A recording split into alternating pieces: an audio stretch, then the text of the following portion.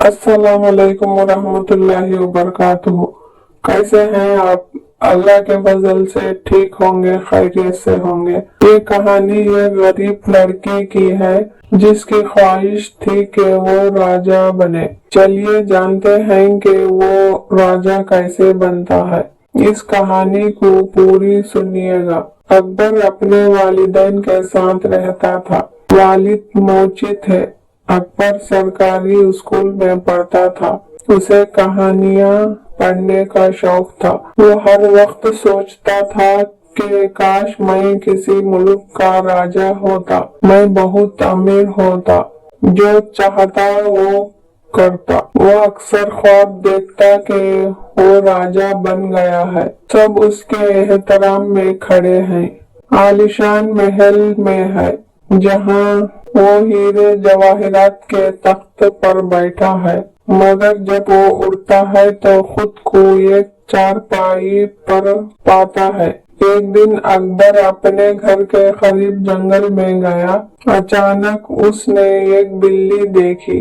उसने देखा कि बिल्ली के पैर में कोई नोकीली चीज चुभी हुई है। वो बिल्ली के पैर से नोकदार चीज निकालता है तो वो बिल्ली एक खूबसूरत परी में तब्दील हो जाती है।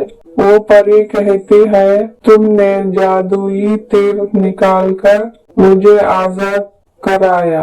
मैं तुम्हारी एहसानमंद हूँ, इसलिए तुम्हारी कोई दो ख्वाहिशें पूरी करूंगी। अकबर जल्दी से कहता है कि मुझे किसी मुल्क का राजा बना दो। परी ने कहा, आंखें बंद करो। अकबर ने आंखें खोली तो वो हैरान रह जाता है। वो तख्त पर बैठा है, सब दरबारी उसके एहतराम में खड़े हैं। एक दरबारी कहता है, हुजूर आपके लिए खाना तैयार है। खाना देखते ही उसकी आंखें फटी की फटी रह जाती हैं। इतना लजीज खाना उसने पहले कभी नहीं खाया था, मगर उसके साथ कई मसले दरपेश आते हैं। लोग उसके पास अपने झगड़ों के फैसले कराने आते हैं, मगर वो दुरुस्त फैसले नहीं कर पाता। ज्यादा खाना खाने की वजह से वो बीमार रहने लगा। अकबर निजाम हुकूमत सही तरीके से संभाल नहीं पाया, इसलिए पड़ोस के मुल्क के बादशाह ने उसके मुल्क की कमजोर हालत देखकर उस पर हमला कर दिया।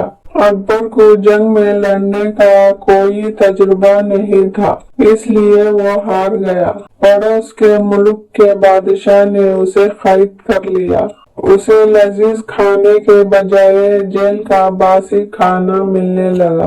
वो अपने वालिदैन को और अपने घर को याद करने लगा। यहाँ पर उसे कोई मुश्किल नहीं थी। उसकी तबीयत ठीक रहती थी। उसे खाने को खास ग़िज़ा मिलती थी।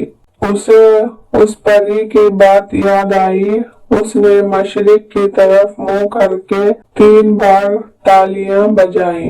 परी आई तो उसने कहा, मुझे पहले जैसा बना दो। परी ने कहा, आंखें बंद करो। फिर आंखें खोला तो देखा कि वो उसी जंगल में है। अब वो खुशी से घर चला गया।